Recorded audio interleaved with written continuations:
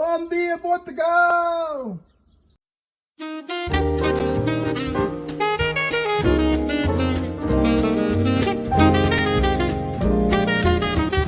Bom dia, Portugal! In Portugal, there's a YouTube show full of fun facts you need to know. Carl rings the bell and the members show to the GMP morning show. Featured guests will come and they will blow your mind. The audience will do so in kind. The little vanity mixed with some insanity on the morning show with GMP. Good morning, Portugal, and I'd like to welcome you to another fantastic day. Hey, you gumpers.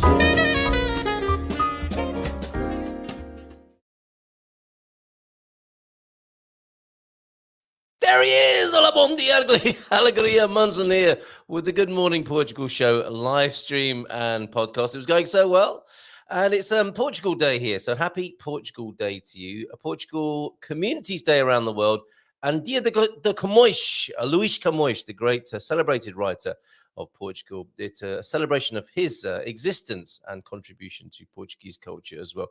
Maybe we'll talk a little bit about that with James in just a moment. I'll whet your appetite. He, of course, is joining us with some mindful migration takes with us in the next half hour. Stephen White joining us at 9:30, talking about his affordable luxury projects. And I'm sure he'll give us a view on the new immigration measures, the Boa Vida in central Portugal. He loves the Portuguese lifestyle and culture, and I'm sure he'll talk about that as well as his amazing projects that he's developing in central Portugal around Pedrogo Pequeno, I think it was, wasn't it? No, Castanheira de Pera. Paul Rees, of course, is the specialist around the Pedrogo areas. And Steve likes a little bit of Castanheira de Pera, so he'll be talking about that at 9:30. And we'll be switching into a somewhat different mode at around 10 o'clock this morning. We have an elongated show because I'll be talking to Pedro Brito. Look at that change on the screen there for a bit of GMP TV. And now Pedro is recently back from Geneva, and he went there to stick it to the man, basically, at the World Health Organization. And not only them, I think, but it was a freedom march or freedom convergence, him and other people there in Geneva with their claim, or fighting for freedom, basically. He'll tell us more about that at 10 o'clock this morning. We'll stick around with him for about half an hour and have a chat. If that's your sort of thing, do join us for that particular conversation. A little bit off-piste and something special for GMP TV. Let's not keep him waiting any longer. Let's talk to him about all of these things and more. Mindful Migration Monday. It's James Holley.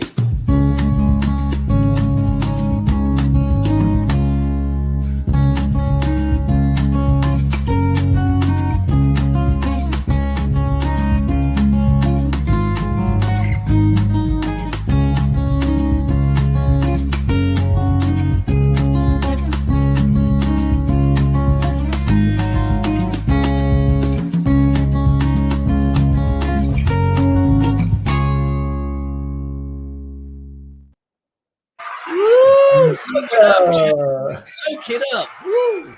Woo! I love your tune. I really do. These syncopated little beats in there. Very nice. And some gentle strumming. Who doesn't like a gentle strum first thing on a Monday morning? Or elongation, for that matter. How are you? Tudo bem? Como estão? Muito bem, obrigado. E tu?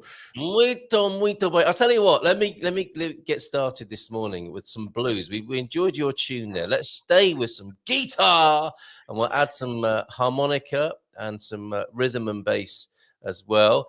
And we will play a little bit of a segment that I recorded at the Prohibition Bar this weekend. Oh, I thought I had. Oh, yes, I do have it. There's quite a lot of videos on here. Just 30 seconds, James, of the blues.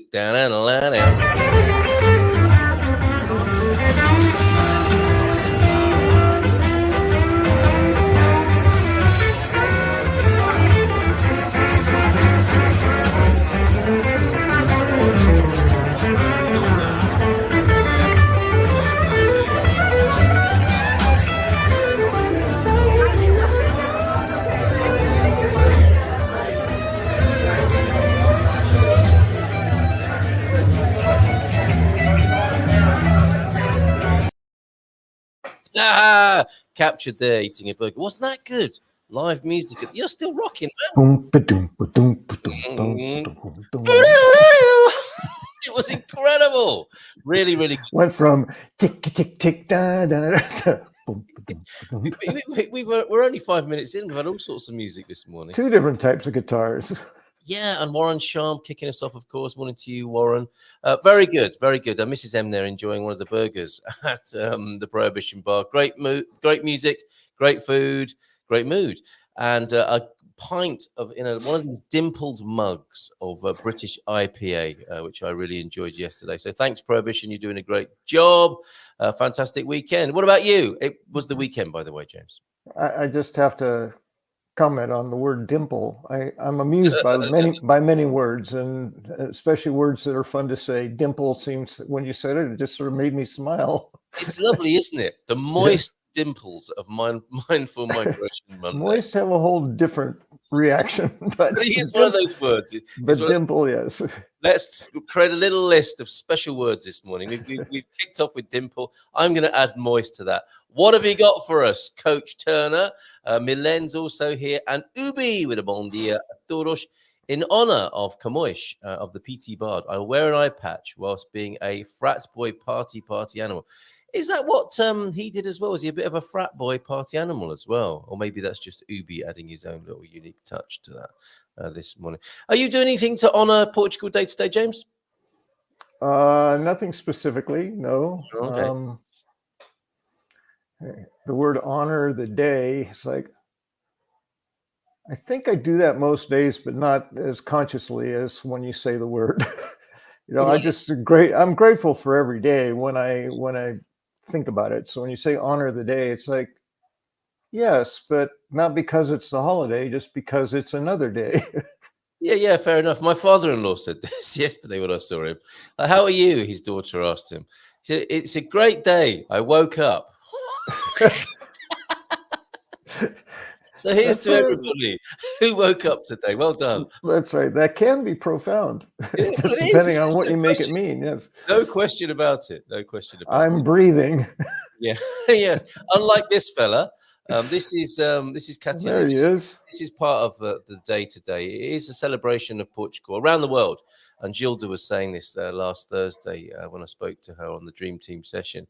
About how special it is when she was away in Angola, for example, and other parts of the world, being Portuguese, not in Portugal, and celebrating all that is good and great about Portuguese life in far-flung places. So it is that day as well where Portugal celebrated around the world. Celebrated here, of course, a national day here in Portugal, Portugal Day, and the day of Camões here. And this was a dating profile that Katia Lima made for him. Hello, ladies. I'm the greatest Portuguese poet that ever lived, and I'm ready to show you all my other legendary skills. Wink. Now, when he winks, it's a bit different, isn't it, to how most... He goes blind for a moment.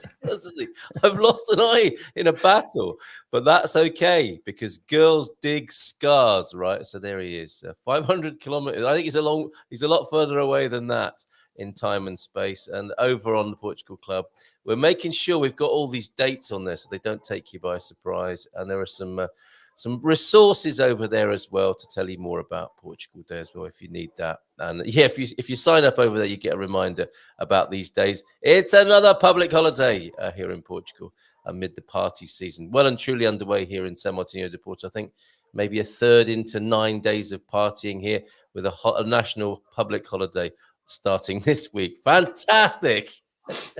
So should we, before we get to your memes, should we do the Coach Turner God Squad tip of the day together? Absolutely. Fancy a bit of a stretch? All right. Bon dia, says Coach Turner. Rather wet here in Hertfordshire.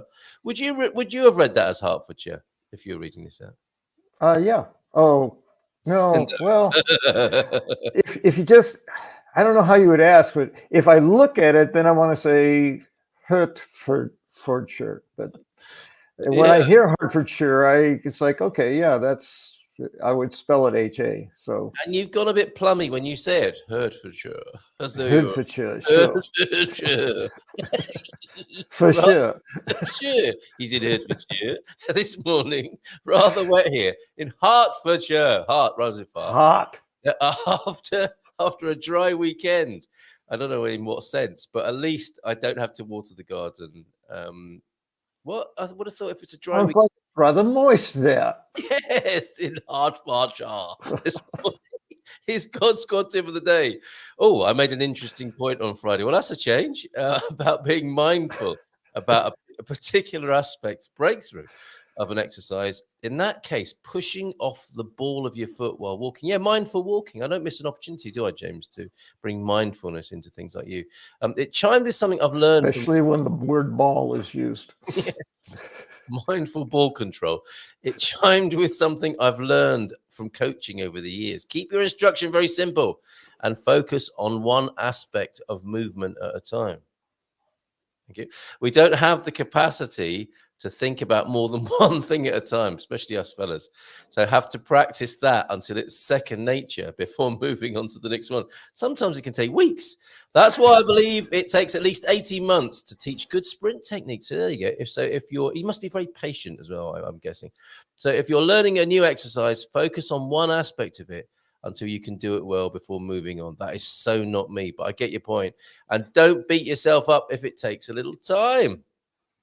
At what point is it okay to beat yourself up? Finally, one of my favorite TV presenters is Professor Hannah Fry, a mathematician. She's great, actually. I just discovered her recently. She's very wonderful. A mathematician. Excuse me, she's repeating on me as well.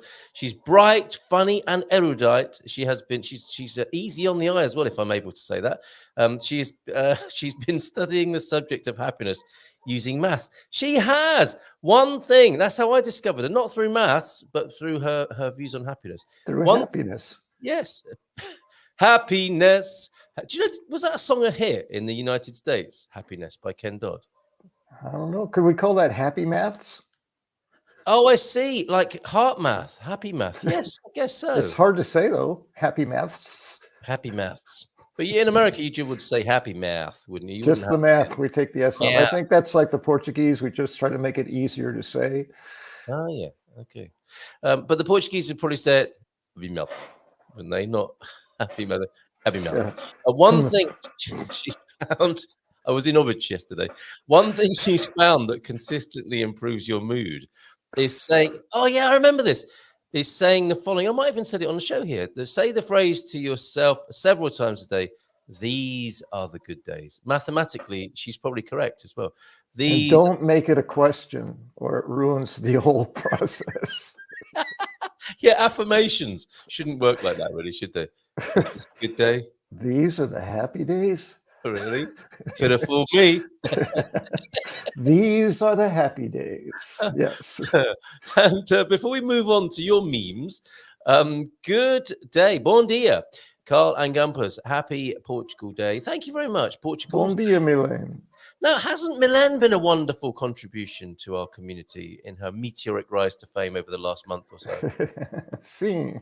Yes. It's been a pleasure. Yes, it really has. Un prazer. Thank you for being here, Milan. We're going to go back to the Slug's mindful moment, or his friend's mindful moment. Hold on a minute. Hold on. Before you do this. Slug on a rug loved a hug from a mug named Doug. Yo. Mic drop. Well, I had to get every character in. Skills. All right. Okay. And have you really got a mug named Doug, or did you just... Well, it's a slang word, can be used as a guy, or a mug is can be like a mug shot, for instance, like a photo of a criminal, that kind of thing. So okay, that's how I used it in that way. It's not a reference to a mug named Doug. Doug, not Dougie Hughes. He's no mug. He is no mug. Dougie, you'll be interested in our section from 10 this morning if you're watching this morning. Right, so over to you and Michael Stone. Whoever he is. Yeah, who is he? Don't think your practice is right or wrong. Simply bring your whole heart to your practice. There you go. There's no right way or wrong way, folks. What's meditation? It doesn't matter. Just settle down, settle in, feel your body, your thoughts. Just... Oh, I feel better just hearing that, James, and you did everything. And do you know what? I've been thinking along these lines. Last night, when I was out with the dogs, I was thinking about this great dichotomy that I'm sure you'll have something to say about. of being and doing, dooby dooby doo. Right. And in the last little while, you know, we've had the Industrial Revolution, haven't we? Everyone going crazy to just being busy all the time doing stuff, and robots would come in to help us. And now we work even harder. And now we're working harder to stop the robots taking over. You know, it's been a funny old couple of 100 years. And in that time, we've also thought to ourselves, maybe it's more about being than doing. All this being, is it being? Is it doing? And it's been turned into another one of these polarities of our time, isn't it? Which is best? Now, I suddenly occurred to me that if you mix them together, you get boing. Nice. Boing. Well done, sir. Boing. I love it. Boing is the new way of being, isn't it? So you bring your being to your doing. And I've tried this in the past. You know, I've tried to stop everything, and it doesn't work very well. The people around you get really mad about it, for one thing. And you're like, oh, easy, man. I'm just being, you know, stop doing so much. Come on, chill out. Take a chill pill. And it's like, hurry up, get over there. You know, don't just do something, stand there, or don't just stand there, do something. And we know, don't we? You can get burnt out, and there is a glorification of busyness. But to go from one to the other, or to try and decide which is best, is a fool's errand. And it's what you're talking about here. It's bring your heart and have a bit of a boing instead of whether being or doing works. And there's a word that you hear consistently in this whole mindfulness thing. The word is balance. You know, the yin, the yang, the balance, the whole idea of everything is important, nothing is important. You know, the whole, it's just chill, man. And I do what you got to do, and in the meantime, be chill about it. Why not? And the balance comes something else, doesn't it? You know, it's almost like I've wondered if, you know, the crucifix blessing that a pope might. I don't know if you've ever been blessed. Yeah. By the pope. And it's like left and right, isn't it? It's the being, the doing, and then you come to the middle, and that little blessing there, you know, in balance, might be the boing moment. Incidentally, it's staying as well, but that doesn't work so well, does it? Although that is Latin for God. Anyway, there we go. Mindful dad joke. Go on. I have never faked a sarcasm in my life. We know that's not true. We know that's true. Not true. And your visuals then this morning, these are rather nice. These are from the London Underground, aren't they? The thoughts of the day. There's some lovely, cheerful soul. And it's not the most easy place to be cheerful, I think, the London Underground. And they do this every day. So please, go ahead. Thought of the day. Imagine if trees gave off Wi-Fi signals. We would be planting so many trees, we probably save the planet too. Too bad they only produce the oxygen we breathe. Speaking of sarcasm. Yes. Yeah, well done. I don't know who it is, if it's the same person every day doing the thought for the day, but whoever you are, thank you for your service to humanity. They're very good. And finally, or is it? Because I think I've got one of these up my sleeve as well. What's going on here? I'll tell you what, you do the captain, because my French is horrible. And I'll do everyone else. So I'm trying to find my other one because T. Oh, okay. Well, I'll do my best with the French. I'll do it. You go ahead. You start it. The universal translator is broken. Qu'est-ce que tu dis? Beep boop beep. I don't understand it. I'm laughing anyway because it's kind of funny, but I don't really because the guy who's saying beep boop beep is not a robot per se, but he's not human. He's mechanical and computer basically. Right. And is he saying it in French because it's broken? No, that's just his question. Probably like, what are you saying? Right. Okay. I'm sorry if I messed that up. Here's another. I understood the characters. I thought it was funny. So okay.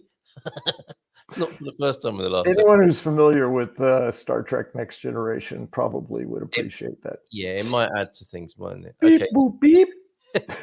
Here's another. He looks broken. All the crows on Earth have suddenly lost the ability to communicate, James. Scientists are unable to find the cause. Pretty good. Come on. Thank you very much. Right. Then I thought it was going to murder. So it threw me. I said, Oh. whoa, wait, shift your brain down. that Shift your thinking. tends to be the punchline of most crow jokes, doesn't it? Yes. There's murder in there somewhere. Yeah, absolutely. Which Jones- reminds me, you know what you call two crows? No. What do you call Attempted two murder. crows? Hey! There's one. Right. Okay. Morning, Joan. Bet you're glad you joined us this morning. I've got a bon dia from Tom West. Squire's in as well. Hiya, Tom, and hiya, Squire. Hiya, Squire. Bon dia, Gumpers. Mike's in as well. Michael Barton. Bon dia, everyone. Hope you had a good weekend. What's everyone been up to? Let us know in the chat. Bon dia, todos from Frank. Frank's Journeys. Frank, there's another word I love to say, nibbly. It just makes me smile. It's a cool name, isn't it? Frank Nibley. It's a good name. I like it. Could Quite have frankly. quite frankly, Mr. Nibley, it could have Frank Nibley PI. It does lend itself to a 70s or 80s detective show as well, doesn't it? Could be. Right? Yeah. I think you could do a lot of things with it in a way. I don't know. It just lifts my heart for some reason. He's so handsome as well. He does have Hollywood looks to go with the whole thing as well. So, Frank, what is your catchphrase as a detective? I wonder. You know, you got Colombo coming back in the room, haven't you? Going, just one more thing. Perhaps it's Nibley, Frank Nibley. Da, da, da. Cue Lalo Schifrin intro music. Yeah, that works. And maybe, book him, Dano. That was Steve Garrett, wasn't it? Her wife, Ivo. Who loves your baby from Kojak? They all had to have their own catchphrases. What's yours, Frank? What's your catchphrase? Surfs up, maybe. Surfs up, really? Okay. What's up? Surfs up. With an enigmatic look on his face. Bon dia, Portugal from João Nesto. He started the show this morning. And bon dia, Alegria, James and Carl. Hope you're having a pheasant morning. Sent you a few pics of our noisy escapee from the hunt. Oh, we'll have a look at that in just a moment. Oh, Captain Picard is French. There you go. His brother still has a vineyard in the old country, which he visits from time to time in the show. There you go. And question for James before you get into, I wonder if this is a serious question or not. This is quite complicated, isn't it? Have you ever watched Homicide Hunter? First part of the question. The short answer to that is no. I don't even know what it is. Short answer. The number of gun deaths through a relatively small Colorado Springs is sensational. Well, yes. And it's the same as Midsummer Murders, the British television show. There's only about 50 people who live there, and there's a murder every week. Yeah. Yes. But I mean, what else are you going to do? It's going to be a boring show without, if it's a I murder. can see the show of a town of 100, and it's just people going to work and sitting on their porches. That would be good for half an episode. Yes. Okay, seen this. Right. What's been on your mind? What about the mindful mysteries? Let's go to there's a TV show, James's Mindful Mysteries, solving another mindful mystery in the village of 50 people. Who am I? Or who? When is now? All those mindful mysteries. You've got to step into the screen like this. Someone's having a bit of a meltdown. You kind of come into the scene. I hear there's a situation of unrest in the village. Could I help? I understand you're struggling to settle your mind. That's brilliant. That's your catchphrase. I understand you're struggling to settle your mind. Oh, thank God you're here. I was really freaking out. I've been waiting for you. We back off to the break. Back off. Boy, do we go off. Tangent. Please focus and concentrate, James. Well, I was in my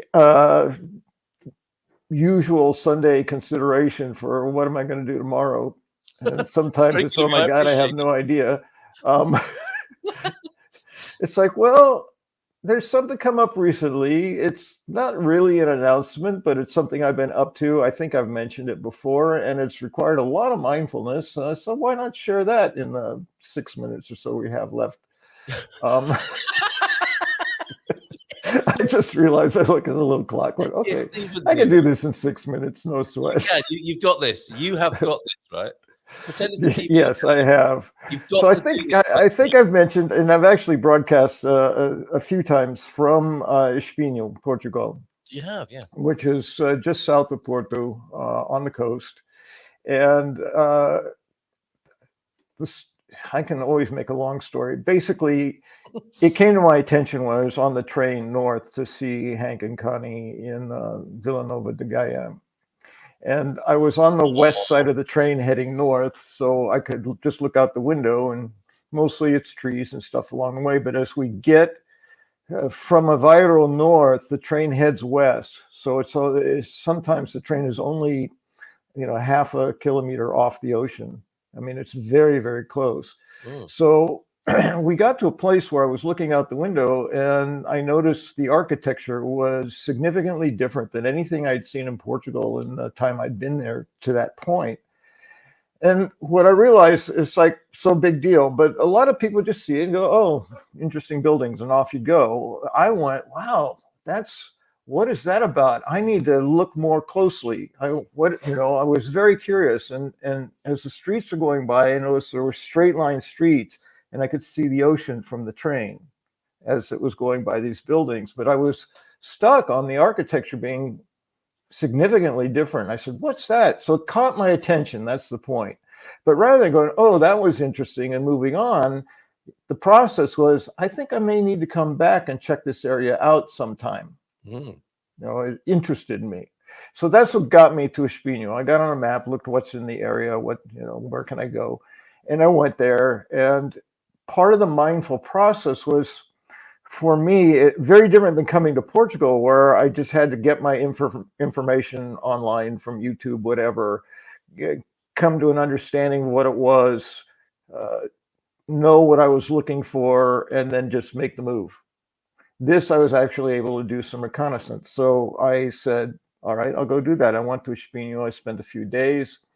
The energy felt a little off to me. And I said, okay, well, again, more the mindfulness. What is that about? Is that unfamiliarity, or is that a vibe?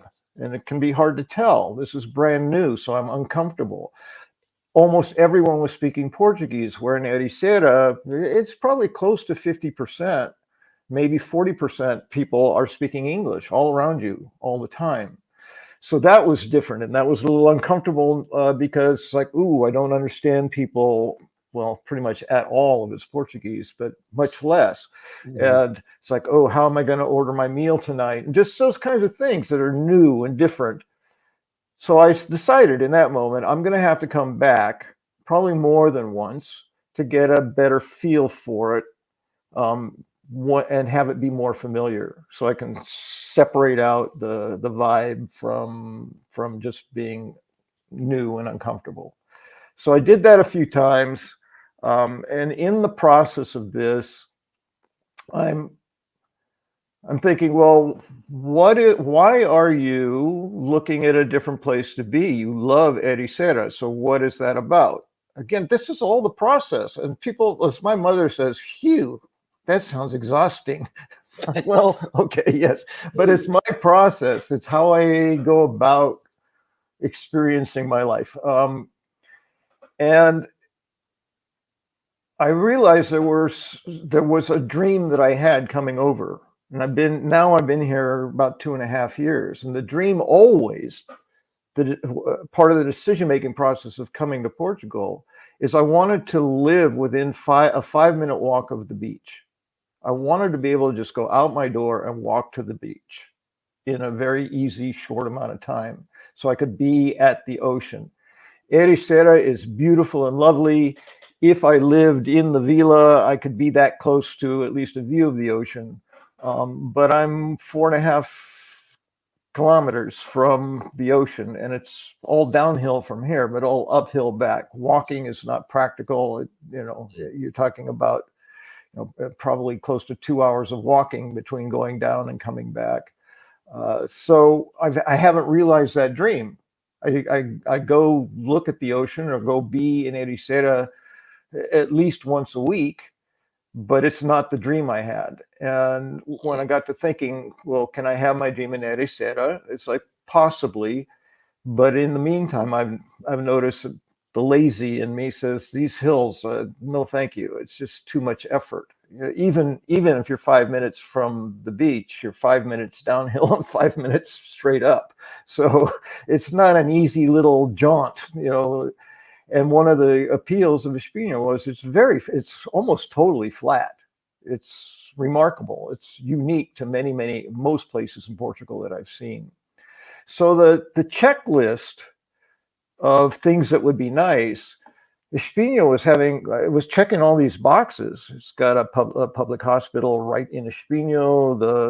And the biggest piece was transportation. The train goes right through, and as I said, it's in English terms, it's like 2 blocks from the ocean. The train station is, so everything is within about a 5-minute walk, and a relatively easy walk.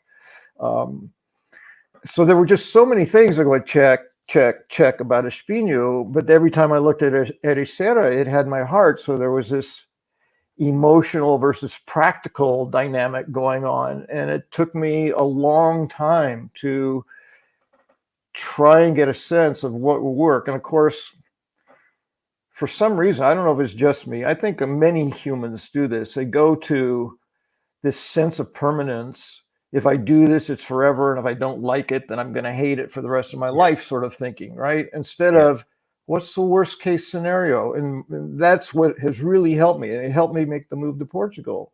Yeah. Well, you've never been there. If you do this, what if you don't like it? It's like, then I'll buy another ticket and fly back to the United States. I mean, why are we catastrophizing this decision? This isn't, just check it out and see how it feels. And if it feels the way you think it is, that's not even going to be an issue. So that's, again, mindfulness in terms of anxiety, which is all about the future. And it's the possibilities are infinite, positive and negative. So there's nothing we can do with that. Both. Yes. Both. And it is a spectrum, isn't it? Some of us are at the end where everything's just too frightening, and some are just gung-ho and perhaps foolhardy. I might put myself at that end of like, well, that sounds like a good idea. Let's give it a go. And I think I'm not foolhardy, but I think Steve is about to join us as well. I think might have a few things to say on this conversation as well, of considering a move to Portugal. And then what happens, if you think you want to move within Portugal, I think Steve will have something to add to this. So let me bring him into this conversation, James. Let me just say, because this is the conclusion. The short of this is that I've made the decision to move to Espinho, and I'm going to be doing that in the fall. So no. Yes. Oh, okay. So I thought you were still in your processes. So you've made the decision. I made the decision. I let Louisa know. I told her I was in the process of thinking about it. That was the hardest part. It took me 2 weeks to say the words to her. Oh, bless you. And her. Wow. Okay. Yeah, I mean, I'm sure that would have come as and it would be mixed blessings, wouldn't it? It'd be like, I'm so pleased for you, and I'm sad you're going, you bugger. Yeah, well, and she knew ever since we got to know each other, she knew that I wanted to live near the beach. So she knew that was going to happen eventually. It's just, I don't think we ever imagined it would be 2.5 years of. Well, and you know what else is going through people's heads now? It's like, oh, that's really nice, James. And poor old Louisa. Hey, hold on a minute. That means that place is available in Ericeira. James! Exactly. Congratulations to you, my friend. And I'm going to play you this, and we'll have Steve on the other side of it.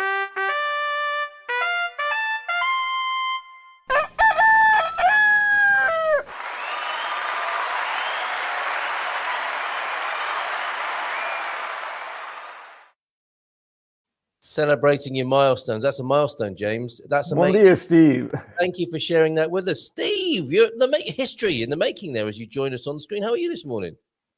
I'm very tired. I got in very late last night. I went to where did I go? I don't even remember now. I went to Hungary. I went to Hungary last night, over the weekend with a couple friends, and also to meet with some investors. Some people that are looking to relocate over to Portugal. Well, I mean, not many people are saying that this morning. I went to Hungary. I went to bed hungry, maybe. Yes. Saying that. What was Hungary like? Honestly, it was really nice. It's really calm. I'd say it's comparable to Portugal. I'm not going to say that it has all the beautiful beaches and kind of scenery, but it's kind of got that interior European lifestyle where you have nice, city life, but you also have a nice outdoorsy kind of life. There's lots to do on the outside. There's lots of people hustling and bustling around, and people, they live calmly like how they do in Portugal. And it's very similar to Portugal in the sense where it's very family oriented, or you work together to accomplish things. And that's one of my favorite things about Portugal as well too, is a lot of people come together to see how they can solve problems. Wow. Well, okay. So I'm a little unsettled this morning, as you might imagine. We've got James moving. You're not leaving Portugal, are you, Steve? That is a hard no. Okay, thank you very much. Just clarifying, because there's so much going on, isn't there? I mean, in our European elections at the weekend, massive turnout of 30. It was 30%, just over 30%, nearly 31 in 2019. And at 5 p.m. last night, or that was on the 9th. This was published on the 9th. At 5 p.m., with just 2 more hours of voting to go at that time when this was published, official figures showed that 7.9%, slightly more, 0.06% more of voters registered had already voted. Not a massive amount of interest in the European elections, but some interesting results. And France calling a snap election because of the results coming in France as well. So quite a turbulent time. And a little bit of turbulence. I don't know. Maybe that's a bit too dramatic, calling your move turbulent. James, you have, as you described it, it's been well considered, isn't it, and well thought out. And Steve, this is something you'll have dealt with, I'm sure, with people interested in investing and moving to Portugal, is how to prepare them, help them, support them with when all the upside talk turns to like, oh my God, this is really happening. I'm a bit scared now. What do you say to people in that situation? I try and explain to people, if you have not been to Portugal, I would suggest living here, rent here for a year, or rent here for at least a couple months to understand what it is you're getting involved with. Because it's nothing like what most people are used to. Everything that I've experienced in Portugal, for the most part, if it's not better than what I've experienced in other countries, it's completely different. Well, that's a very interesting way of putting it. Yes. So I definitely recommend that when people are looking to relocate, that they really do research on what they want to do. I'd say even closer to 60 or 70% of my clients are people that are looking to relocate from Lisbon or the Algarve or Porto, and they're looking to bring down their expenses while also maintaining a cash flowing income from property. Oh, okay. So in my mind, I'm thinking lots of people you work with are coming in from elsewhere. They're actually already in the country and they have a sense of Portuguese culture. Yeah. Right? So I'd say a bulk of my clients are Portuguese people. And also we do have foreigners that want to come. But like I said, I usually suggest that they rent first for at least 3 to 6 months.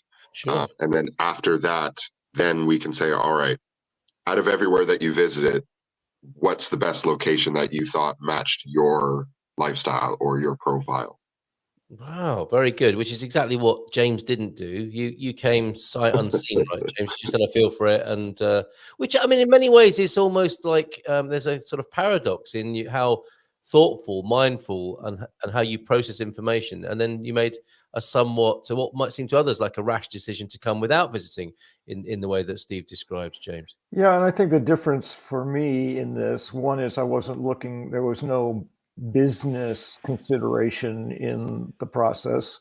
And it was about being very clear what it was I was looking for, and knowing by the time I moved that I could find it here. So I wasn't surprised. Yeah. I spent a year doing that consideration from the United States, but it's still, the consideration was still made. And now you're deepening your niche, as it were. You know your niche, and you're just finding a different part of it with this. Now that I'm here, experiencing, it's like one of the things I thought, oh, once you're there, you can go anywhere. It's like, well, yes. I haven't really gone anywhere. I spent most of my time in Ericeira. So. Yeah. Well, I didn't know about this, and I'm really delighted that you've shared it with us this morning. Your move, and you may have mentioned in the excitement there the timescale. When are you likely to be there? The plan is for the fall. I think trying to move in the high season is stupid. So it's like, no, won't be doing that. I'll wait till things settle down, and because the rents will go up. And then in October, when they can't get the rents they thought they were going to keep over the summer, they'll come back down again. Look at you sweeping in there with your business-minded nous there. Excellent. Okay, do you know Espinho, Steve? Have you been up there? Yeah, I've been up there once. I didn't spend much time up there. But but it was a very beautiful location. I mean, I love all of Portugal, but Espinho in itself has lots to see, and I think you kind of hit the nail on the head earlier, where it's very flat when you get inside there. And all very square, perpendicular, parallel lines. It's a very modernly developed city for Portugal. And if you can't find anywhere to live, you can live in the market like Tom Hanks did in that airport. I mean, it's like a little city, isn't it, that they have is it every day or just every Monday? Every Monday. So yeah, you'd only have it for a couple, Sunday, Monday, and then it'd be gone. Maybe so, not. Bad idea. I can't hide in here anymore. Lee's here with the good morning, people. And Deagle, thank you for sending this in, Deagle. It is, of course, Portugal Day today. Happy Portugal Day from Deagle this morning, and day of Camões, the poet. And people, pleased to see you as well this morning, Steve. You've got a bon dia, Steve, from Michael Barton. And you've also got Stephen from the Squire of the Shires. Espinho is full of Americans. Discuss. Is that your experience? Not been my experience. When I went there, I didn't hear any English being spoken on a holiday weekend that was crowded shoulder to shoulder. All I heard was Portuguese. So, and I haven't seen Americans in the 3 or 4 times I've been there. So, well, there are some commentators in our community who are quite forthright with their opinions and quick to judge. I would say Mr. S and Ubi among them. I'd want to know what full of Americans means. Yes. Could you qualify that, please, Mr. S? That would be great. Bon dia, by the way. And Chris, Capricorn Chris is with us. Hola, bon dia as well. Now, you have seen Espinho, and I noticed when I was looking through your group, your investment group on WhatsApp, Steve, and actually I tried to copy and paste the link for it. I'm not allowed to do it because I'm not an admin, but if you want to send me that, I'll make sure people have got it. Sure, area no of your focus at the moment, Luzon, over there, east of Figueira da Foz. There are a few names that people might know on here, like Cantanhede, Coimbra, of course. What's hot for you at the moment? You've got Miranda de Corvo there, where, of course, Michael is this morning. Luzon, and I know Castanheira de Pera, you're speaking very highly of that at the moment. What's cooking when it comes to Steve White's affordable luxury at the moment? So right now, we're targeting locations that are due for growth. So I tend to work with people that are wanting to build their property portfolio at a reasonable price. And it's properties that not only that they can live in, but they can rent out and offset their mortgage. So we're looking at places like Lausanne, Miranda de Corvo. These locations are getting that new train line that's coming out of Coimbra. Oh, yes. Yeah. It's more of a bus line, but the train line that's going out to these locations is allowing people to still work in Coimbra, but live at affordable costs. So what we're doing is providing, because there's not that many modern houses in these locations, what we are doing is purchasing the ruins or purchasing houses that are in distress, refurbishing them, and then bringing them up to a modern standard at affordable costs or at market value instead of inflated values. Yes. Sorry when I giggled there when you said properties in distress. But actually, if you are in a quiet part of Portugal, you can hear the distant groaning of properties in distress in quite a lot of central Portugal, can't you? Waiting for Steve's light touch. Yeah, no, we had one of our properties that we're working on. I pretty much spent about 2.5 months going back and forth with the owner about when we were going to buy the property. And then my contractor went and said, "Hey, Steve, the roof has fallen through." And I just called the guy and I said, "Listen, you've got about 2 days before this place falls down. Either I get in there and we make a deal, or this place is just going to be a problem for everyone." Well, yeah. Whilst other people are quibbling over whether they're going to leave the fridge or sofa, you're asking questions about roofs, and are there? I would like to utilize the roof, please.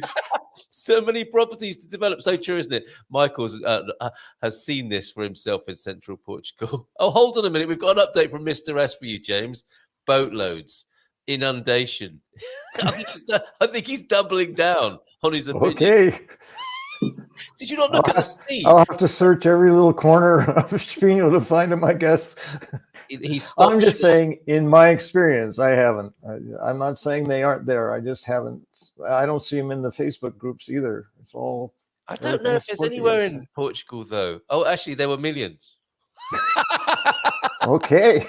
He's definitely Wow. done well. Getting bigger. You didn't see the boats coming in. You didn't see them in every corner, everywhere you looked. Okay, fair enough. The volume at which some of us Americans speak. A restaurant could be full of Americans with just two. That's it, then, is it? Maybe. Even that. I didn't even realize that was a thing until I came to Portugal, and I was sat down in a restaurant in Ericeira, and I sat down, and someone walks in, and the whole restaurant's nice and quiet. Everyone's enjoying their breakfast, and I hear, "Good morning, everyone," in this loud American accent. I'm just thinking, what? Yikes. Well, I'm surprised you were in a very quiet cafe. I haven't had that experience in Portugal either. It's always noisy, but it's just sort of a hum of voices. But yes, American English stands out for sure for me. Yeah, there's a great sketch, and the English cannot. We don't have a leg to stand. We don't have a really sunburnt leg to stand on, and a lager-soaked sunburnt leg to stand on. Let's face it. Because we're just as bad, especially down in the Algarve. But there's a fantastic sketch by Harry Enfield of an American couple going into a British cafe and walking in, and everyone, these like working fellas are just getting on with their breakfast, and the American tourists come in like, "Hey, how are you today?" It's superb. It's really great. And anyway, it's not a spino. This is how rumors get really out of hand, Mr. S. It's inundated with millions of Americans. It's not even the town we're talking about. I meant Pinhão. Come on, be careful. He is apologizing, though. So he made a judgment. He doubled down and went verbally, but has now, in a very, very, this is what we love about our community. Quick to judge, quick to take figures and statistics to exponential levels, and then quick to apologize thereafter. So well done. And to his credit, he could have just not said anything, and it would have been fine. It would have been so fine. Appreciate taking responsibility and clarifying it, because I was confused. That's all. There you go. Brilliant. Right. I want to ask you about this railway line, which is a bus. Now, how does that work, Steve? This is a railway line. When we spoke to Filomena Pascual a long time, our dear friend Filomena, she lives in Miranda de Corvo. She's the unofficial queen of Miranda, of course. And she went to university in Coimbra. And in those days, she'd have ridden this tram that went from Miranda to Coimbra, which is such a good idea, until politicians, like the politicians in Britain, decided to dismantle the railway lines because it was better to have a car or something, and not only just stop using them, but take them away as well. Sell the scrap or whatever they were doing at the time. Yeah. It's called the United States. Yeah, that's right. Make everything, turn everything into suburbs, I guess. And so you've got this situation where they took it away. Then they thought actually it was quite a good idea. It worked quite well, and they planned to rebuild it. And this has taken 30 years, I think, to rebuild. And it's not a tram even, it's a bus. What's it going to look like? To be honest, so I was there at the beginning of May, and it was, so pretty much it's just a road. I think it's a little bit more efficient, to be honest, because now you're not having to spend the money on building train lines and stuff like that, or all of the safety regulations around that. Yeah. And now you're just using buses that drive on tarmac. So it's just a tarmac for where these buses drive on. And I believe that they're going to be powered by electricity. So they're going to have the electricity kind of arms hanging off of the power lines. Oh, I see. So like a trolley bus sort of thing. Yeah. So it's like a trolley bus, if that's what you want to call it. Sure. It's going to be like that. And they get their own lane coming into town. So it's going to kind of be similar to a train where the buses are off the road and they get their own place to drive on. And it's a little bit more efficient than driving on the regular roads. And you have such a brilliant welcome when you arrive in Coimbra. That's the important point to make then, isn't it? Is that it has its own priority lane.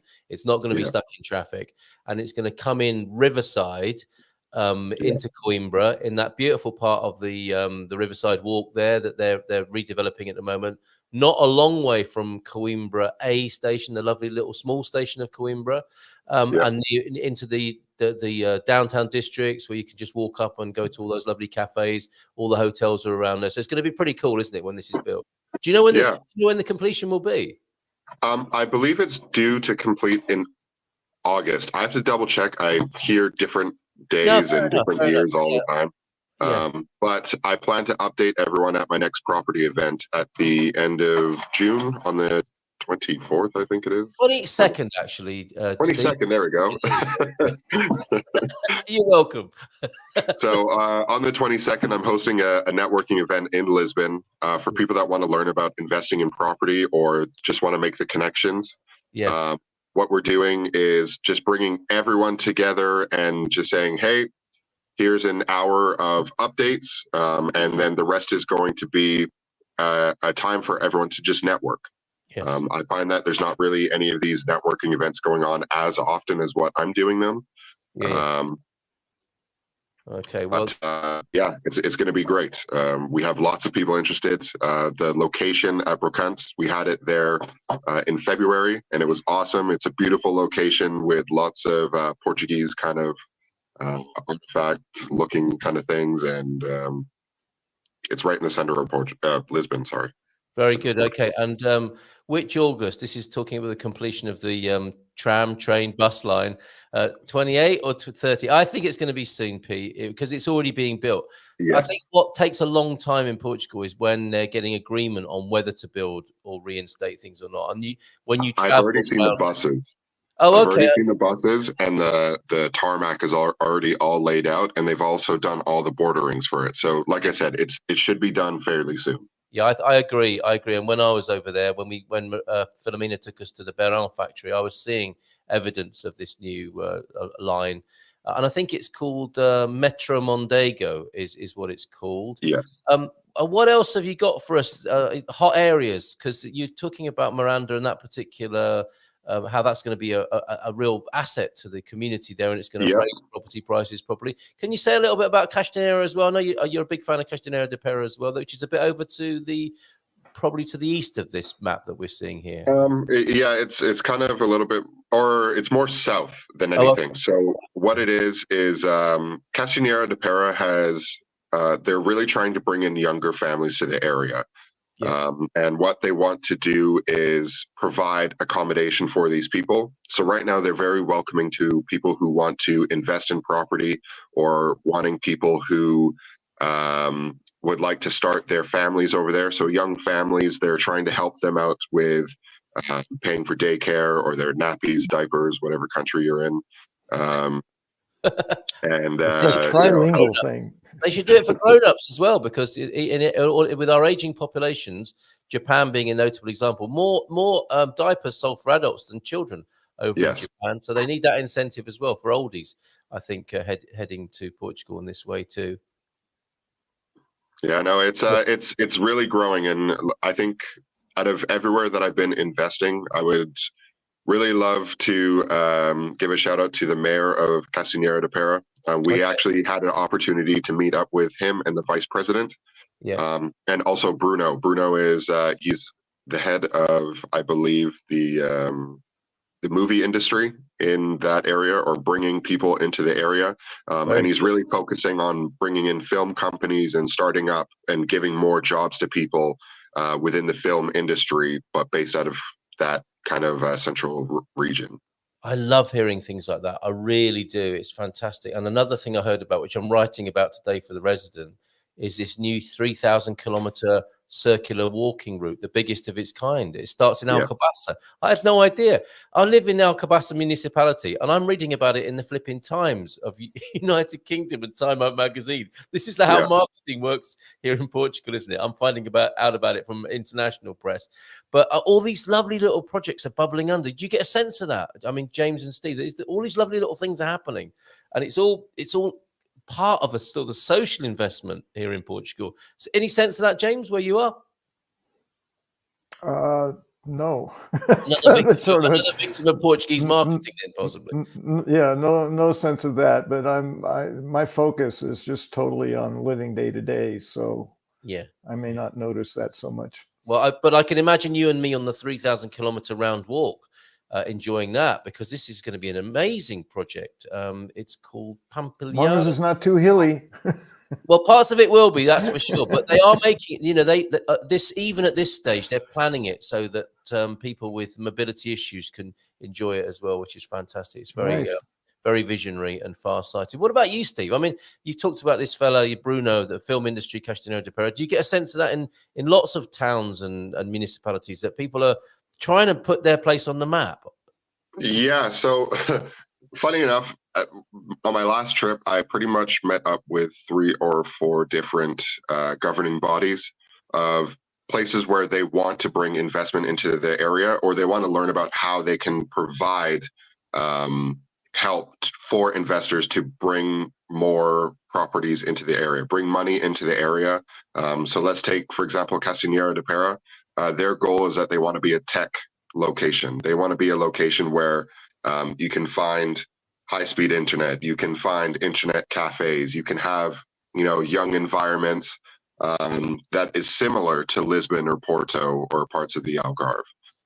And like I said, most of my clients that are looking to relocate, they're people where they started off in the Algarve and they just realized that it wasn't for them, and that they didn't really need a beach that was 5 or 10 minute walk away.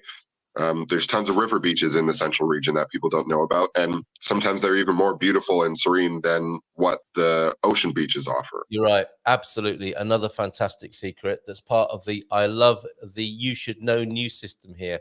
Pete says, yeah, why don't I know this river beach? I don't know. It's your fault, not ours. Okay.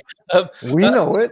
I'm going to come back to you. We've got Pedro Brito joining us from 10 till around 10:30, talking about his recent trip to Geneva. That's a GMP TV thing that we'll do in just a moment. But obviously, I want to get your concluding comments today about what you're up to, what your intentions are. We've certainly heard about yours today, James, and help us conclude this part of the Good Morning Portugal show for Monday of this week. Apparently, says Pete, who sent us a beautiful, I think I might do that as a little bit of a palate cleanse, your beautiful picture of a pheasant, and you've sent us some video as well, Pete. So maybe we'll have that a little bit later on in the show, or we'll finish with it after Pedro Brito, or we'll hold it till tomorrow morning. Americans in Portugal, there are 10 billion Americans in Portugal, apparently. Only kidding. That was Mr. S's figure. In a recent newspaper article in the US, there are about 10,000 Americans living in Portugal as of 2022. The figure is up 239%, however, from 2017. So rapid growth, but still a tiny, tiny part. 1%, I calculate, if I'm correct. In other words, 0.01%. 0.01, okay. That is barely scratching the surface, isn't it? I mean, so any idea of inundation could only occur at the airport. Probably it's too late. We missed it. No. You barely begun. Come on. Absolutely right. Thanks for that, John. Interesting stats there. Okay, so to you, Steve, then. And I've got before you go, an invitation for you. We have our Portugal Club party on a Tuesday night. Could you bring some of these folks like Bruno and the mayor of Castanheira de Pera in a kind of meet the locals session? Wouldn't they like to do that? I'm sure Bruno would love to come out. The mayor is a very busy person. It was actually very difficult to arrange a meeting, but he's got a lot going on and he's really wanting to help the people out. So I want to give him his space on that. Bruno, I will definitely try and bring him out to the event.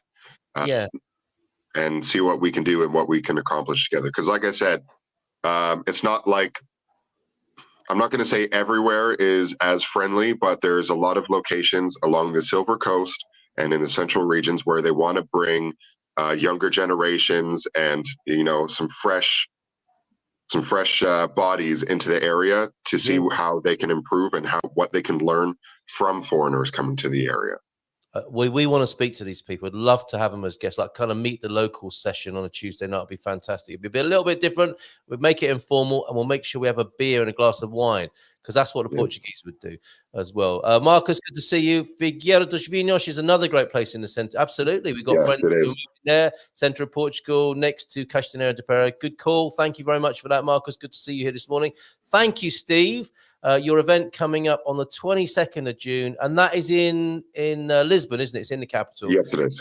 people might even fly in for that and make is it a weekend? They could certainly make a city break. It's on a Saturday night, so it starts at 5 o'clock. We'll have about 1 hour of talking, and then after that it's networking.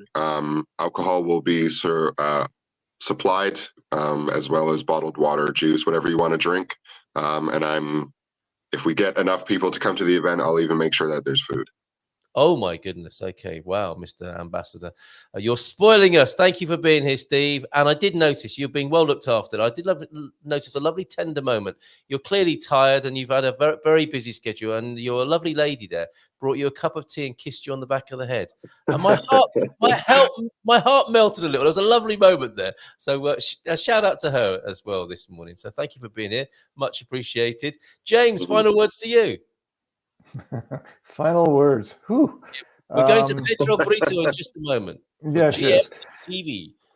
I guess the thing that is with me right now is that what I said earlier about anxiety about the future, and that sometimes that can paralyze us. Yeah. So be mindful that that's going on. And for me, what works is going to what's the worst case scenario here? And almost always it's basically nothing. So all that fear about the future you can put it to rest. Well said, my friend. And it's like Dr. Pepper territory, isn't it? Like, what's the worst thing that can happen? That was an advertising campaign, I think, of theirs, wasn't it? And then they showed you lots of terrible things that could happen. Yes. Mark Twain, however, this quote changed my life. And it's a paraphrase because I don't know the exact words, but he said something like, I'm an old man and I've known many things in my time. I've known many awful things in my time, most of which never happened.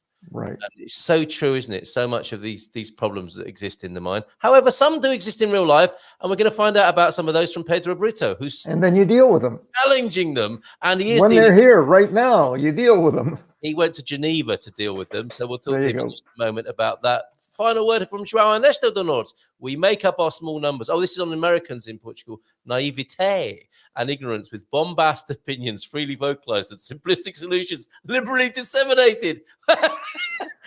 Not only that, but maybe to recognize a little bit of that this morning. Thank you, James. Thank you, Steve. All the best to you. Have a great week. Ciao. Bye for now. Right. Let's say goodbye to those gentlemen. Myself there, but I beg your pardon. That's what I meant to do. And we'll give him a nice big round of applause. And we'll change the backdrop, especially for this, because there's a little bit of GMP TV. Pedro Brito, everybody. Good evening. Good evening. Hello. Good morning. Good morning to you. I'm a bit overexcited here, Pedro. How are you? Yeah, I'm okay. I'm okay. Still in the vibe of the rally in Geneva. Is still coming down a bit. I bet you are, because Yeah. that looked incredible. There was quite the build-up, which I heard about from our friend Hugh. We have a mutual friend, Hugh, of course, who joined you going to Geneva. You look a long way from Geneva. I think you're back in Portugal. Whereabouts are you, just to set the scene for us this morning? Serra da Estrela. Look at you. That is fabulous. Absolutely. Yes, in the natural park of Serra da Estrela is where I have my house of my grandparents here. But I'm living. I'm from Lisbon. I live in Lisbon. Yeah. Okay, but you're one of those lucky Lisbonites or Lisboetas who has a place in the country to go to clear your head of all the noise. Yeah, that's right. That's right. Yeah. Quite right too. Well, great to have you here this morning. Can you, for people who don't know about, Geneva, that sounds like a nice holiday. You weren't there holiday. you went, and I've been calling it like sticking it to the man. And I don't want to sort of mischaracterize it. I'd really like to find out from you what it was about. Because I think it's something that does kind of divide people. It's a little bit controversial, but we can have an easygoing conversation this morning to find out what really is at stake here. And people can ask questions and you can tell us from your own personal point of view, because you're actually there. We're not reading fake news. We're not reading a news report. We're not looking at Twitter or Telegram. No. You, a man who was there because of something that's very dear to you and comes from the heart. So can you explain what it is and why you went all that way? All right. This is start 4 years ago. I know an activist here in Portugal when we start with the lockdowns, and I start to realize about what's going on. And so I've been for 4 years, and together with other activists around the world, organizations like the Worldwide Demonstration for Freedom, Global Walkout, We Are Ready. So I've been involved for the last 4 years. So this event in Geneva was a good friend of mine from UK, Dan Austin Gregory. The one is a journalist and is the one who started with the Road to Geneva project, together with some people from the USA and Canada. People who's been on the front line since the beginning of this no sand thing. It's been happening for the last 4 years. Yeah. So what's happened? We joined together for the first time in the last 4 years, because it was very difficult for us Europeans to join the rest of the world. I mean, we've been more connected with the people from Australia, from New Zealand, and Europe, but and it was very difficult to connect to the people in the US and Canada. But this was the biggest opportunity ever. Join together the forces in US and Canada and Europe and Australia and New Zealand, because basically it was the countries who we've been attacked more for the last 4 years. And so we joined together with the organization We Are the Change in US, who is part of the people who are involved. They are activists, they are lawyers, they are doctors, famous like Robert Malone and Ryan Cole, and a lot of people, Peter McCollin, and all these people has been on the front line. So basically, we joined forces for the first time, and we went to Geneva because it's where is the WHO and the United Nations, and we basically was a good friend of mine who is an activist. We give this idea as well to go to the WHO in headquarters in Geneva, and we went. We organized this. It was like in 5 weeks. We organized this in 5 weeks. Yeah, So. wow. 5 weeks. Took 5 weeks for us to organize this. So we tried to spread all over Europe and all over the world. I mean, and we did, but we've been a bit censored as well. But we did a great job. We did a great job because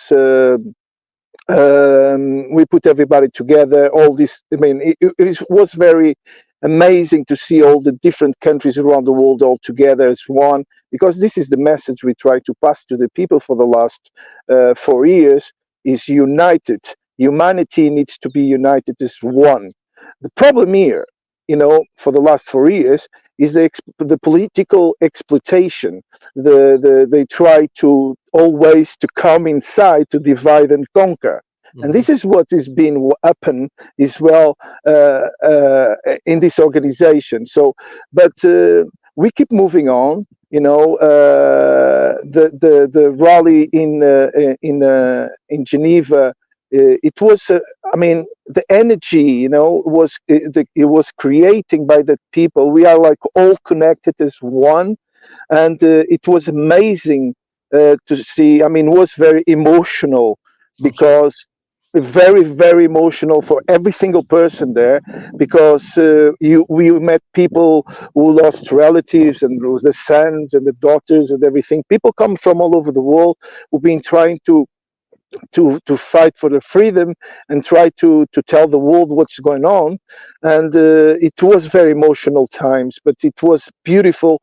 I mean, in the same time, it was beautiful and emotional, and I'm still like, sometimes I feel like, like a really, I don't know, something inside of me. But yes, we did the job. We did pass. Patrick, can I pause you for a minute there? Because I want to rewind a little bit and get a bit of context on this. Because you've been referring to the last 4 years, and the sentiment you're expressing about how people have been, this is not a new political tactic, is it, to divide and rule people? That goes back a lot further than the last 4 years. This is just, standard practice political division. It's a tried and trusted formula to have people fight each other rather than maybe address the forces that are actually very influential and undermining on their lives. There's nothing new about that. But what you seem to be saying, that something more sinister or accelerated has been going on in the last 4 years. And that's where we come to these organizations, isn't it? Like the World Health Organization and the sort of globalistic interventions or forces at work in our health, in our lives, how there was a global lockdown effectively, that we took on good faith. Most people, and now, you know, in this particular conversation that we're having, people might say, well, you know, we had to do all of these things because we didn't know what was happening, and we did it in good faith, and people believe that they did it in good faith, and that it didn't kind of work out in many ways, and things are coming to light now, aren't they, that on reflection, these weren't great things to do. And where people felt forced to do things, they're also resentful about the choices that were made on their behalf and that haven't worked out particularly well. But for a lot of people, it's like, well, you know, it was a global panic. It was a global pandemic. We had to react, and that's just what happens. But you're talking about something altogether more sinister, perhaps, or coercive or organized behind the scenes, dividing humanity, if you like, in the way that you've put it. And of course, you were part of, you were part of this, which was the beginnings of this actually in Portugal. And, you know, from an expat foreigner point of view here in Portugal, you know, people went along with what was going on because they didn't know any better. That's how the Good Morning Portugal show was started. We wanted to be responsible, decent, good foreigners and find out what was going on, translate that into English and help support people in what was a very difficult and scary time. Tell me more about what you think went on in that 4 years, the 4 years that, as you've put it, that so inspired you to go to Geneva to take on the World Health Organization, for example. And thanks, Owen, who sent something in about this. Why were you inspired to go to the World Health Organization? Why aren't you just giving them the benefit of the doubt? They're trying to organize things globally, and you know, everything's fine. It just didn't work out as well as they hoped. Okay.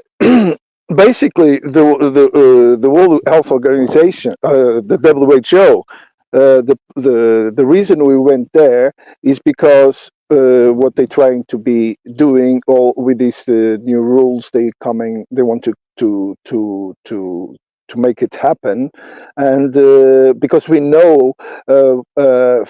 I mean, we know the thing is, it's quite hard for people who not been involved in the movement. I'm not only been involved in the movement for the last 4 years. I've been for 25 years. I mean, I live outside Portugal for 25 years, and I've been connecting with people who are awakening for what is coming.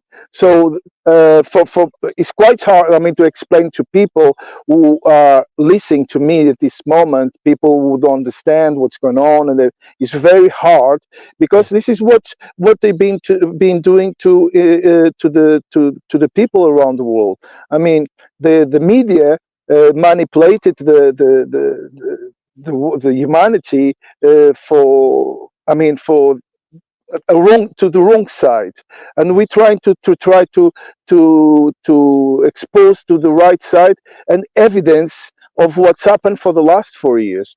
So why the WHO? Because it's where it's coming everything now. I mean, they are preparing already a few things.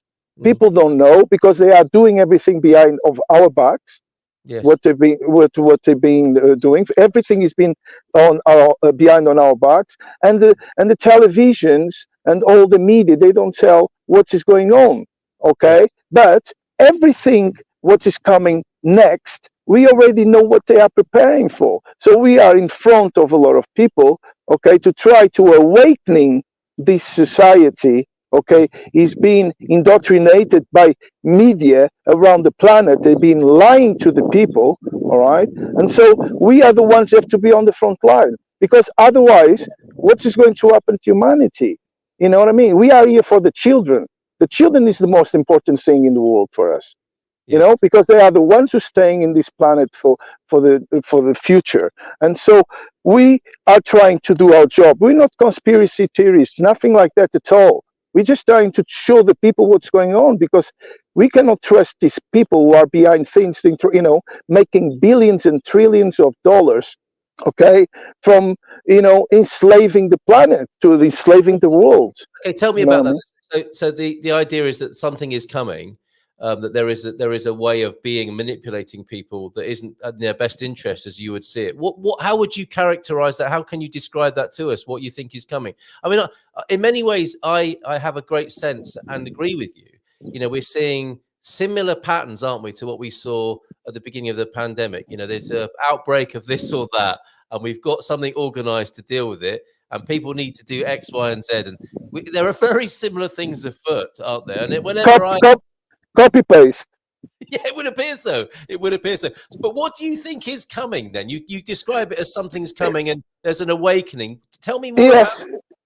What is coming? I mean, because a lot of things has been happening around the world in the right side of the history is being censored. So it's been very difficult for us to try to tell the world what's going on. I mean, it's impossible. I'm here in this village here in Serra da Estrela, Yes.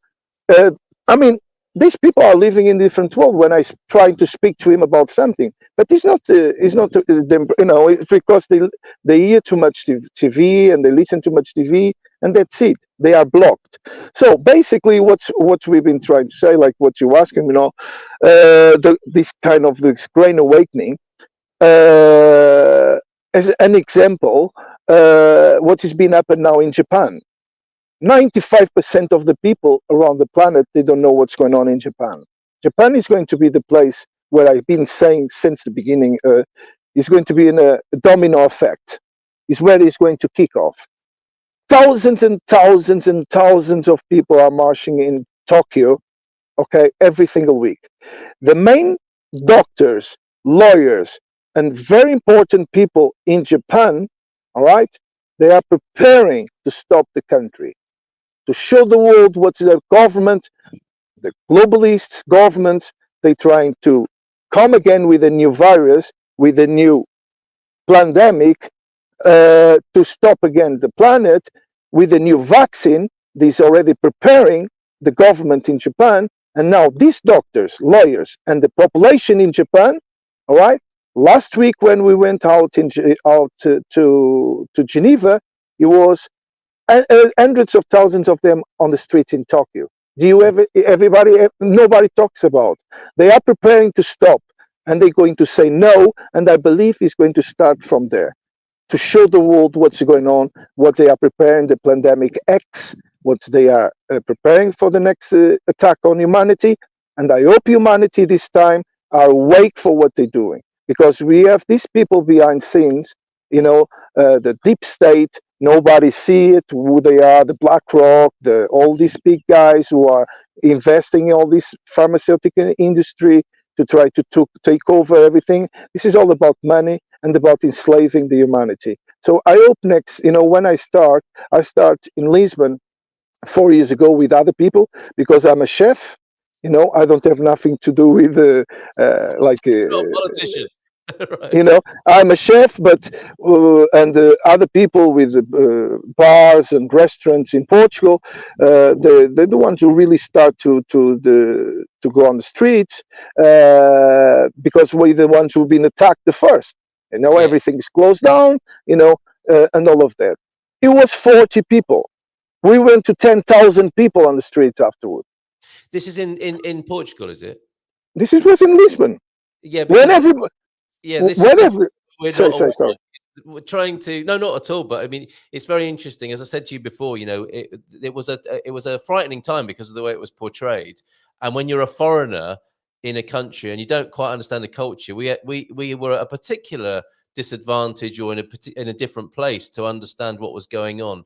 And in my own country, I could see freedom marches and could understand a little bit of the nuances of what was going on. But in Portugal, I think you have a very compliant population here, right? People are told what to do, and they do. Yes, definitely. You're right. Yeah, you're right. And that's not a criticism, in many ways. No, you're right. But that is what I felt, I mean?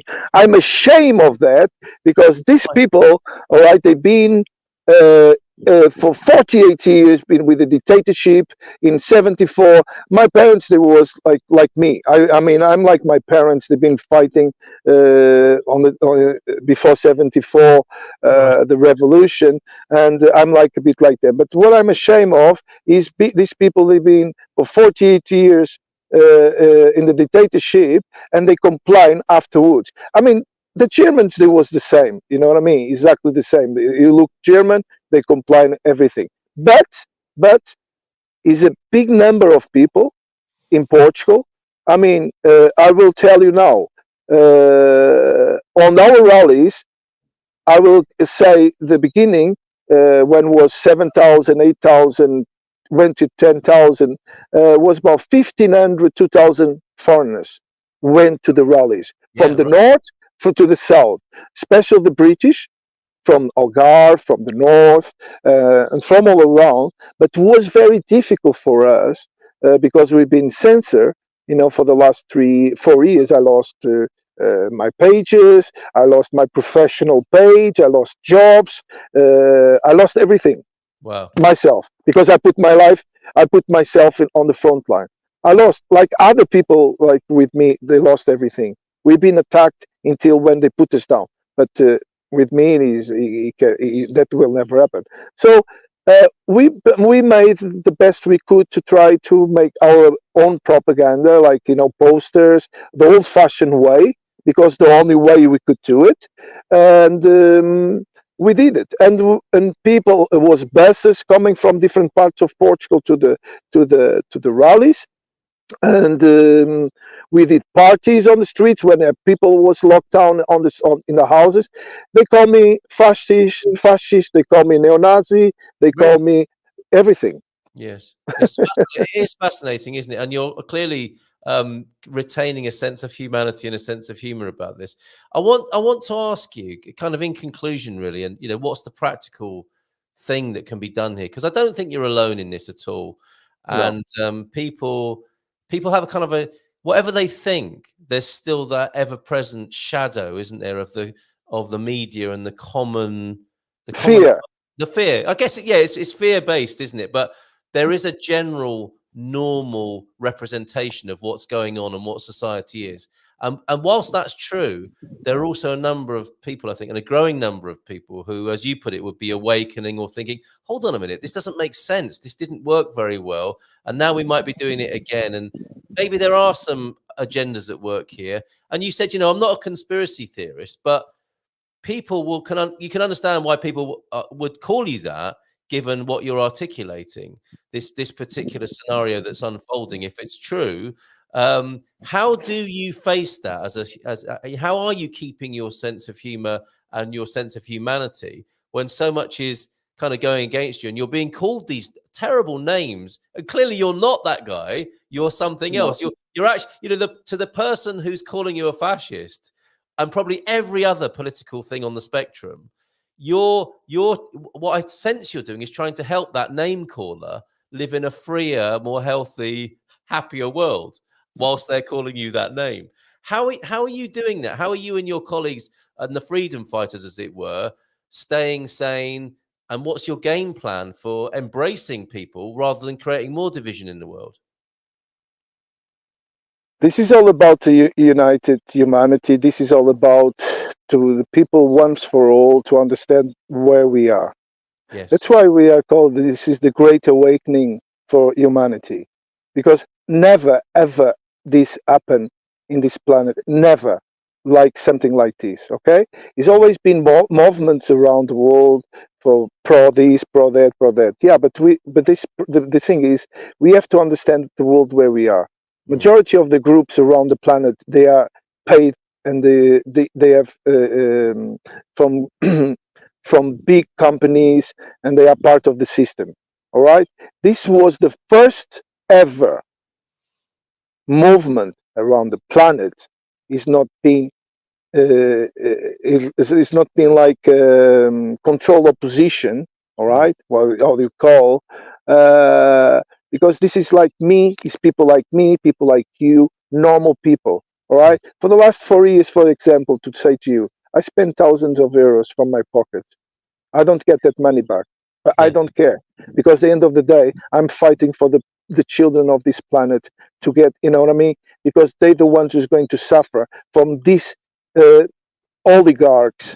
You know, they're trying to enslave the planet, and people were only going to. I'm telling you this from the heart now. The people in this planet, the only way they're going to wake up is when they lose everything, and when they don't have money for food, and when the starvation coming to the planet, that is when they're going to wake up. But this is a purpose for that, all right? Because that is when the only way humanity will get together as one, all right, and move on. You know what I mean? Because the things is, we see the energy around the planet the way the people are at the moment, all right? They're fighting each other. You know what I mean? Because TV. If you switch the TV off, and this is for everybody, every single person in this planet switch the TV off, everything will finish in one day. All right? You might be You right. know, Yes. you know what I mean? Because the thing is, the fear they put on people, that is what's the attack. That is the virus, is the fear. You know what I mean? So what they've been doing for the last 4 years is fear and fear. Because who pays for the media is the globalists, is the oligarchs. They own all, you know, the BlackRocks and all the Vanguards and all these big companies around the planet who they're trying to enslave the humanity. And this is the thing. This is a wake-up call, because what I say for the last 4 years, this was a test. This was a test to see how humanity is going to comply. All right? And they comply. You know what I mean? I'm not here against anybody. I'm here against the people who is trying to control the powerful people in this planet. Do you know what I mean? To trying to enslave us. I'm not born in this planet to be slave. I'm a freedom citizen, you know, like you, like anybody, and I don't want to be controlled to tell me what I have to do or put inside of my body. All right? And this is the thing. We have to be strong as humanity, because they are only few. We are 8 billion. We are 8 billion. And that is where the people have to understand. You know what I mean? So when we are getting all together, it's finished. It's the end. We finish this in one day if you want. But people have to be strong.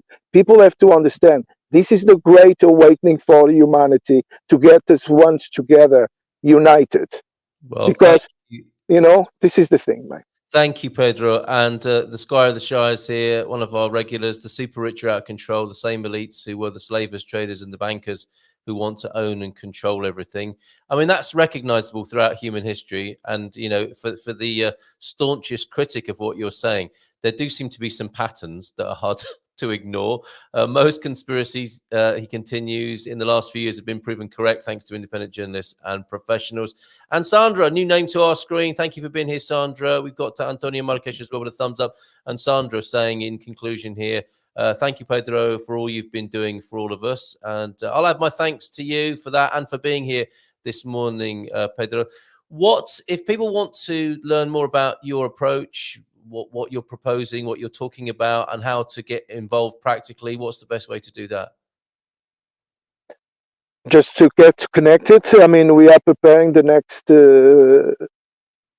rally, you know, for in New York. It's going to be. I mean, it's quite difficult now because we are traveling to the places where they are. Now we have to go to the places where they are inside, to try to do, because September the 22nd is going to be the UN security for the world. I mean, they're going to talk about security. They're going to talk about what they're going to do next to us. All right? Okay. And it's on the 22nd of September. We're going to be in New York. This is going to be huge because it's going to be all the frontline people in Canada and the US. Who, you know, all these people has been in Geneva, but much more.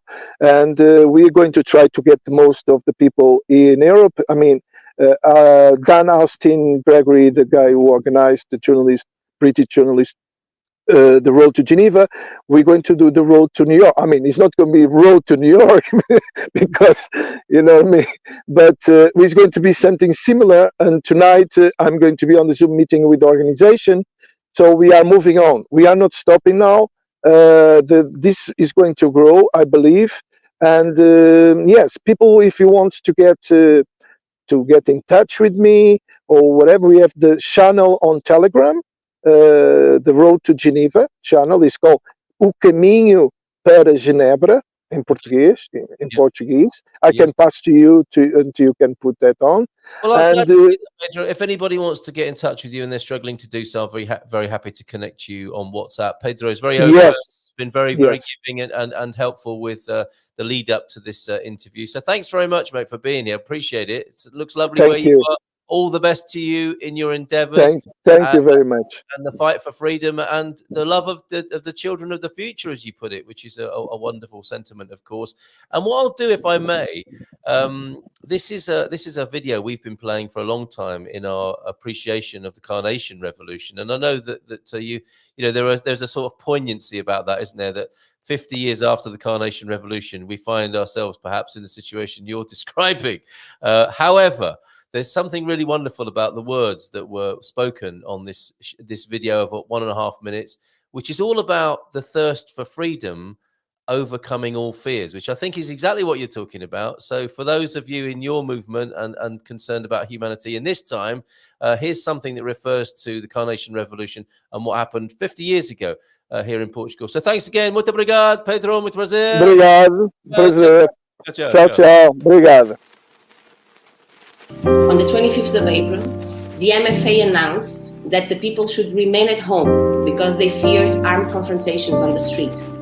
But the Portuguese population clearly disobeyed the military orders to stay at home because the thirst for freedom overcame all fears.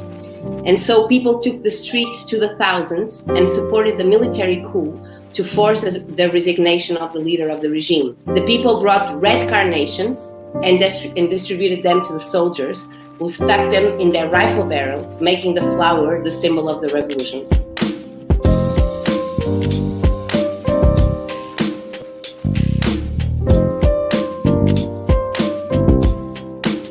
The revolutionary process of 74 and 75 was one of the liveliest experiences in Portuguese history.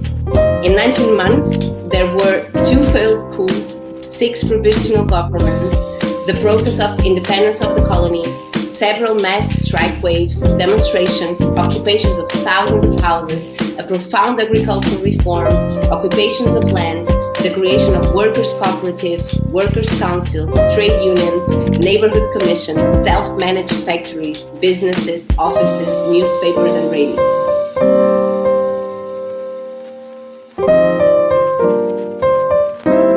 Because the thirst for freedom overcame all fears.